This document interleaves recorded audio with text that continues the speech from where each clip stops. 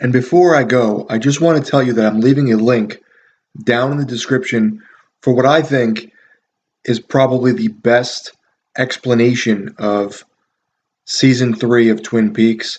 Sort of explains the dichotomy between good and evil, the Black Lodge and the White Lodge, and how the woman who answers the door at the end of season 3, her name is the same name as Mrs. Tremond, aka Chalfont. So, like, the Black Lodge is seeping into this realm as well. It explains, at least in this guy's synopsis, how Judy gets unleashed on Earth through the atomic bomb, and the Black Lodge is either created or a portal opens up to it or whatnot, and then Bob gets released, and how Sarah Palmer is most likely either she is Judy or Judy has taken over her the way Bob took over Cooper. Either way, it's the best explanation I've heard. It's about an 18-minute watch. It's way more eloquent than I can put it into writing or video, so I would recommend checking that out if you want a definitive type explanation on all the little ins and outs of the return and what a lot of the symbolism and stuff means. So I just wanted to mention that before I left. And I think to just kind of end this, I think that in life, obviously, there's always good and evil. There's always, black and white and positive and negative and all these other things. And, things meet somewhere in the middle. And that's I think the whole point of Twin Peaks, probably hence the name Twin Peaks and, all these other things. So it's interesting. And as I said, I don't want people to think I'm just completely crapping on the third season, because I definitely enjoyed it more. Just wish it had a little more of that quaint town feeling. Thanks, guys, for watching. Again, it's Vampire Mike from Sega CD Universe. Be good. Hey, guys, it's Vampire Mike from Sega CD Universe. So, it's been a few years since I've spoken about this, but fairly recently, I don't know, maybe not that recent, I had purchased on sale the Blu-ray box set of Twin Peaks Season 3, aka The Return. Admittedly, if you watch my video from a couple of years ago when The Return aired, I believe it was 2017, I was a little disappointed.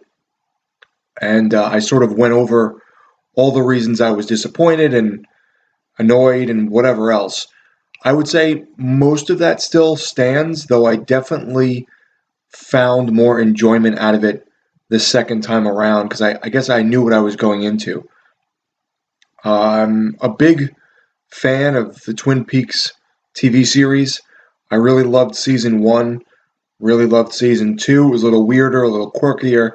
And the prequel, Fire Walk With Me, I think is great. It's dark, it's weird, but it always felt sort of cohesive with some weirdness going on that was kind of unexplained, that you maybe would come up to your own ideas with, and you'd have conversations with people online or off about what each aspect of it meant and who was in the show. So I really like that. I like that it's kind of a little open-ended in regards to the first 2 seasons and the prequel with some of the aspects. I do still feel that with The Return, season 3, Lynch really pulled a Lynch. If you've watched his other films like Inland Empire, Lost Highway, and Mulholland Drive, there's many layers. There's lots of different things happening, lots of symbolism and different meanings to things. And I think Twin Peaks: The Return has some of that. I also think there's a lot of the synopsises I've read online, and this is going to be a spoiler for a 2-year-old show now. I'm assuming if you're watching this, you've seen the show. A lot of people have mentioned usually one of 2 things with the third season. They've talked about the show in its entirety being a dream within someone's head, whether it be Richard Horne's head, Andy's head. I think that's more of a joke. Cooper's head, Laura's head, and that's how come they say it's a dream within a dream. And then at the end of the series, when you hear Sarah Palmer saying Laura, and then Carrie Page, who is Laura Palmer, I think, starts screaming, she's waking up from this dream. So that's sort of an interesting concept. I don't know if I fully believe that. I think there are some things that could be dream sequences, but I don't think the whole show is a dream sequence. Some of the things people talk about is like the weirdness of Cooper and how he's quirky and he sort of has this old-fashioned gentleman-like behavior, which really isn't, most people's shtick. So I could see that, but I don't really agree with it. The other thing I've been reading online is that, no matter what, Laura Palmer is destined to be killed or something bad is bound to happen. And that Judy, this evil entity that created Bob, is just making a loop.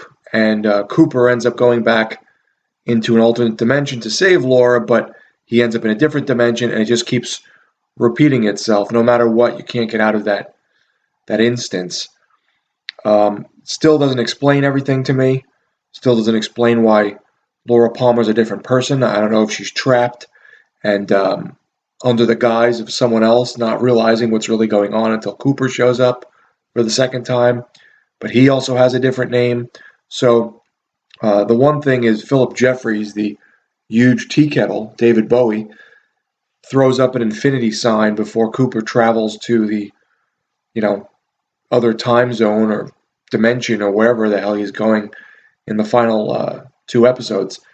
And so that sort of makes sense to me with the loop aspect. And I guess in the end, good just couldn't prevail and evil still won out. And Carrie Page, a.k.a. Laura, realized, it all kind of hit her what happened and came back to her in the end.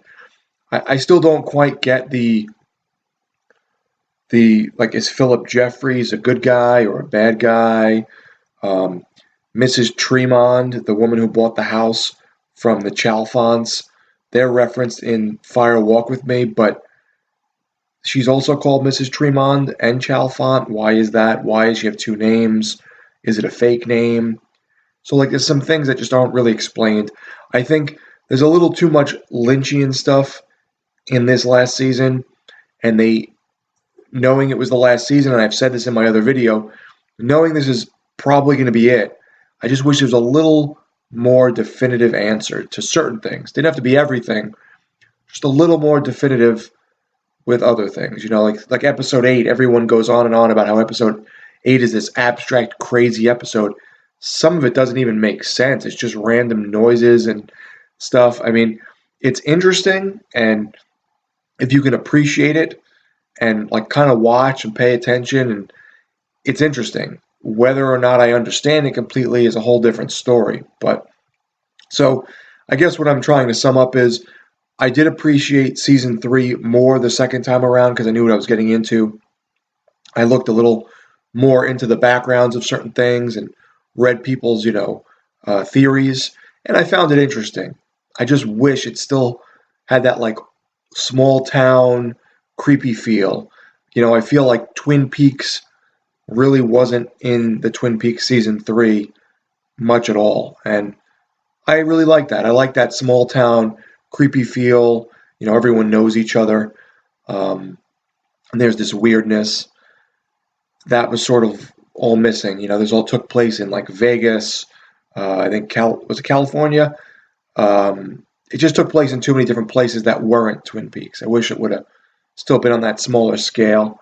But either way, I enjoyed it more this time. I could see myself possibly popping back in certain discs and certain episodes of season 3 to give them another whirl when I'm in the mood.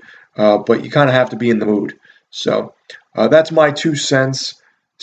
I enjoyed it more, but still not my favorite season. Probably my least favorite season. What did you guys think? Did you get a chance to digest it more now since it's been a couple years? Like me, have you now rewatched it perhaps? Let me know in the comments, and let me know if you have some other theories as well, because I'm just curious. Thanks guys for watching, It's Vampire Mike from Sega CD Universe. Be good.